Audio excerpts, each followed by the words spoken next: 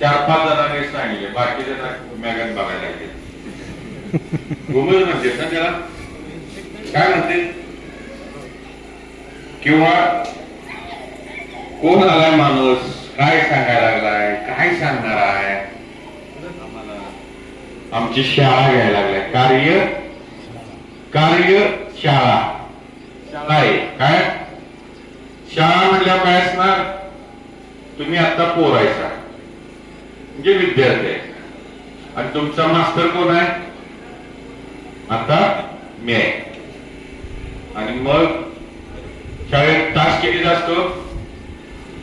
अर्ध्या तासाचा. आणि आपला तास असणार 5 तासाचा. किती? 5 तास. ठीक आहे. तुम्हाला किती? तुम्ही काय काय करता? युरिया, DAP, पोटॅश, 10-26 हे खत टाकता. काय टाकता? कुठं टाकता? उसाला वगैरे यांना.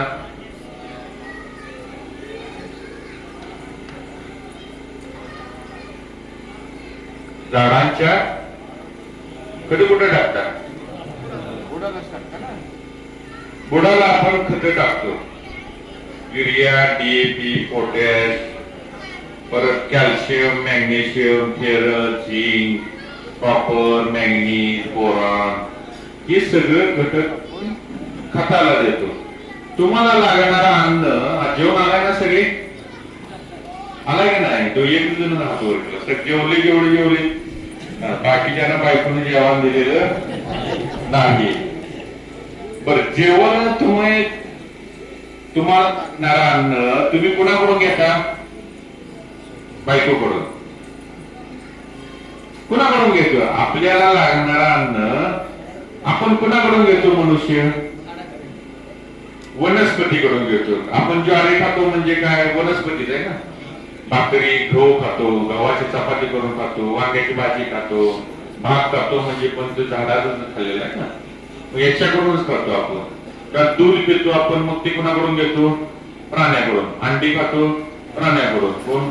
मासे, अंडी, मच्छी वगैरे जे काय असेल, मटन, चिकन, ते प्राणी किंवा आपण मनुष्याला लागणारा अन्न मनुष्य कुणाकडून घेतो? प्राणी आणि वनस्पतीकडून घेतो. आणि प्राणी कोणाकडून घेतात? प्राणी कोणाकडून खातात? प्राणी वनस्पती खातात. का काय दुसरं काय खाते? तुमची म्हैस काय दुसरं काय खाते का? तुमची म्हैस, गाई सुद्धा कोणाकडून अन्न घेते? वनस्पती. आणि वनस्पती कोणाकडून अन्न घेते? वनस्पती स्वतःच अन्न स्वतः तयार करते. मग वनस्पती स्वतःच आहे. तुम्ही त्याला काय द्यायला लागलाय? युरिया, DAP, पोटॅश, 10-26 हे खत द्यायला लागलाय. वनस्पती स्वतःच अन्न स्वतः तयार करते. सूर्याचा प्रकाश कुठं पडतो?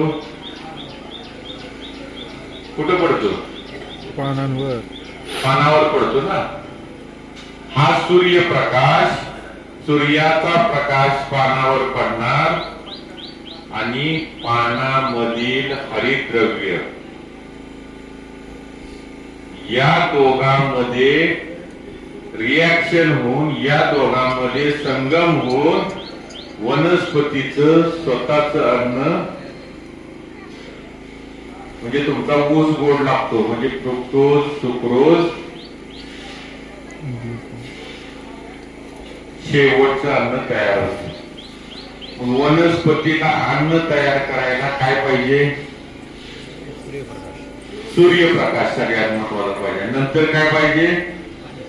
पानातील हरितद्रव्य पाहिजे. वनस्पतीला सगळ्यात महत्वाचं जर काय पाहिजे असेल तर सूर्यप्रकाश आणि हरितद्रव्य. आणि आपण काय द्यायला लागलोय? खत द्यायला लागलोय. हे तर विज्ञानी किंवा तुम्ही बघा शाळेच्या पुस्तकामध्ये आहे, नसेल तर तुम्ही मोबाईल मध्ये बघा तुम्ही. हे काय? मग सूर्यप्रकाश आपल्याला विकत आणायला लागतो. कुठे मिळतो? कुठे मिळतो? त्याची काय किंमत आहे? फुकट आहे.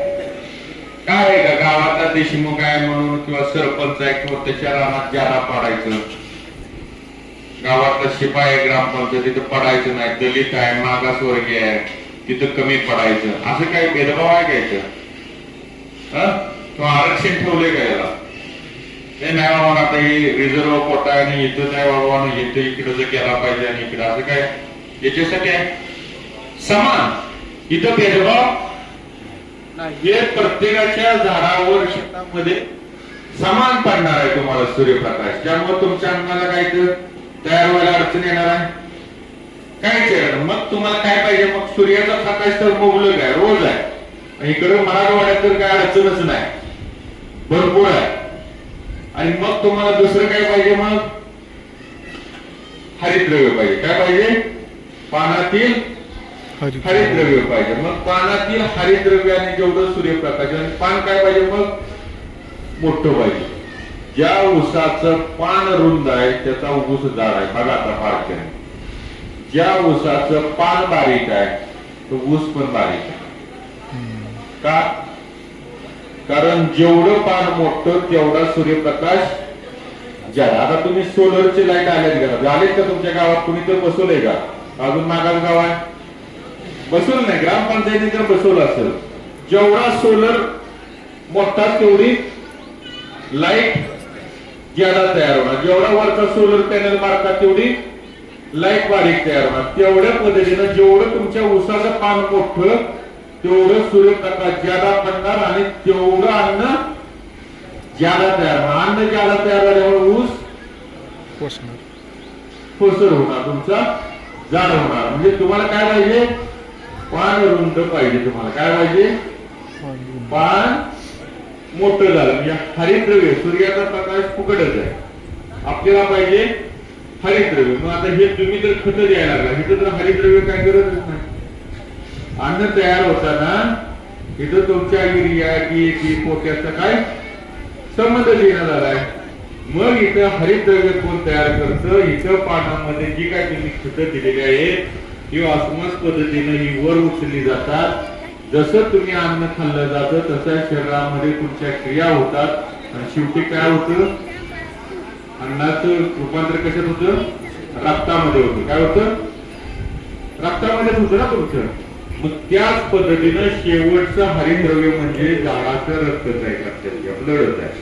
हे जेवढं तयार होईल हे तयार करायचं इथं अगोदर कोण काम करतं? Amino acid. कोण तयार करतं? अमिनो